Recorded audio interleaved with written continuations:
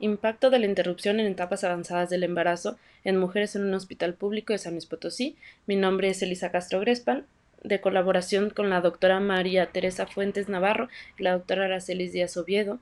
Vamos a presentar este tema que se nos hace de suma importancia y relevancia, ya que en la actualidad podemos identificar que en el embarazo no solamente se viven cambios físicos, biológicos, psicológicos y sociales, sino que se puede relacionar con aspectos vinculados al ámbito afectivo, y este ámbito afectivo desencadena en algunos momentos depresión o sintomatología depresiva.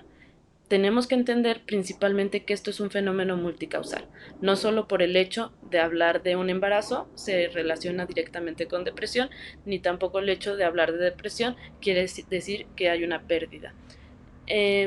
Esta población tiene una característica muy importante que a lo mejor y no se puede hacer global, pero sí se encuentra en diferentes investigaciones, y es el grado de vulnerabilidad. Para eso tenemos varios factores de interés. En primer lugar es la etapa de gestación, que va dependiendo del número de semanas que tiene la mamá que está embarazada, pero conforme estas semanas van avanzando y existe una pérdida, se vuelve más un tema tabú, un tema que no permite ser hablado, que no permite ser trabajado.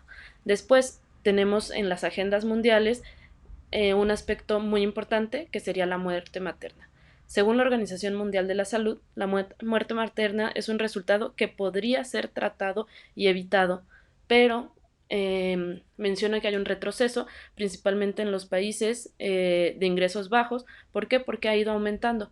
¿Qué quiere decir esto? Que en lugar de que el personal esté más capacitado, que se haga una detección oportuna de los factores de riesgo, pues se están dejando a un lado, lo que nos lleva a un resultado fatalista como es la muerte materna.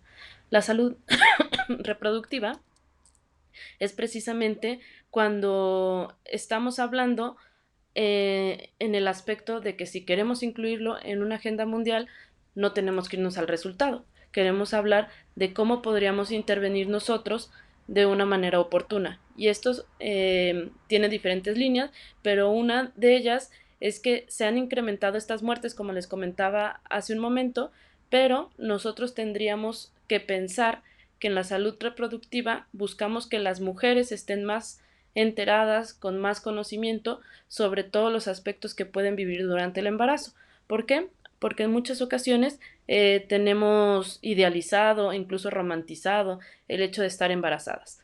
Pero en casos muy reales aquí en la capital, pues resulta ser que el embarazo no siempre está acompañado de sentimientos de felicidad, sino por el contrario, viene frustración, viene enojo, y luego si a eso le sumamos que la evolución no es del todo normal, pues genera en las mujeres cierta sintomatología. En el 2020 mencionan que murieron casi 800 mujeres por causas prevenibles relacionadas con el embarazo. 95% de todas las mujeres fue en países de ingresos bajos e ingresos medianos, como México. Las complicaciones son prevenibles y tratables, y podrían ser evitadas estas muertes, principalmente porque hablamos de hemorragias graves, infecciones, hipertensión arterial, y esto nos lleva a que si fueran diagnosticadas a tiempo, o si fuera oportuno la parte de que la mamá llega a un servicio de salud y en el servicio de salud se le hacen los estudios pertinentes, pues podríamos estar evitando estas complicaciones. Pero entonces nos pone en otro escenario, el de los factores de riesgo. Y hablo de los factores de riesgo para una madre que está embarazada y recibe una noticia como que su salud está en riesgo o la salud de su bebé está en riesgo. Entonces, ¿qué factores son estos? La cultura. Principalmente aquí en México hablamos de la maternidad como un paso a seguir. Eh, Incluso hay embarazos en adolescentes o embarazos en etapas jóvenes donde los hombres dicen, pues mi mujer es para tener hijos, ¿no? Entonces, este aspecto cultural, cuando las mamás tienen que interrumpir un embarazo por indicación médica, consideran hasta cierto punto que hay un sentimiento de culpa, o no lo hablan y no lo mencionan porque sienten que ellas no están funcionando como en su rol social. Un elemento importante que nos ayuda como un factor protector es el apoyo de la pareja. Si existen parejas que acompañan a las mujeres en este proceso, se ha demostrado que pueden evolucionar de una manera mucho más favorable. Sin embargo, en el hospital donde yo laboro, muchas de las parejas no están presentes. Incluso las madres se describen como madres solteras, a pesar de que cuando uno los entrevista, sí ha estado su pareja presente, pero hasta el momento de la crisis, la pareja desaparece. Y finalmente hablamos de los equipos de salud. Los equipos de salud tienen que ser aquel grupo de personas, llámense enfermeras, psicólogos, trabajadores sociales, médicos, que nos ayuden integralmente a acompañar a una mamá que va a vivir una interrupción, sea por cuestiones de la madre o sea por cuestiones del bebé. Estos equipos de salud sensibilizados, a veces es difícil acceder a ellos. ¿Por qué? Porque nos falta medicamento, porque nos falta a lo mejor y camas, porque nos falta muchas cosas que sabemos que vienen desde otros niveles, como puede ser la política, como puede ser lo financiero, pero tenemos que trabajar con lo que tenemos, y lo que tenemos es la empatía y la sensibilidad. La salud mental, si bien está abriéndose camino de manera lenta, pero cada vez se menciona más en redes sociales, en artistas y en personas muy famosas. ¿Por qué? Porque se está buscando que, así como una semillita que se va regando todos los días, tenga un alcance mayor, porque en este momento, en el 2024, sigue siendo limitado. Incluso las poblaciones vulnerables difícilmente tienen acceso a un psicólogo o a un psiquiatra. ¿Por qué? Porque los costos son muy altos, porque no existen centros de atención generalizados, o si existen son pocos. Por eso mismo se tiene que buscar que el desafío más grande, que es la accesibilidad, se pueda ir disminuyendo o vaya en una tendencia negativa. ¿Por qué? Porque finalmente lo que se busca es una atención integral. El impacto en la familia en ocasiones se puede desencadenar muchas veces angustia, incertidumbre, tristeza o desesperanza. Esto pueden ser uno de los tantos elementos que se generan alrededor de la pérdida. ¿Por qué hablo del impacto en la familia? Porque no solamente es la pareja. A veces muchas de mis pacientes están acompañados por sus padres, por sus hermanos, por algún familiar, y genera este miedo de no saber qué va a pasar, de no saber qué sigue.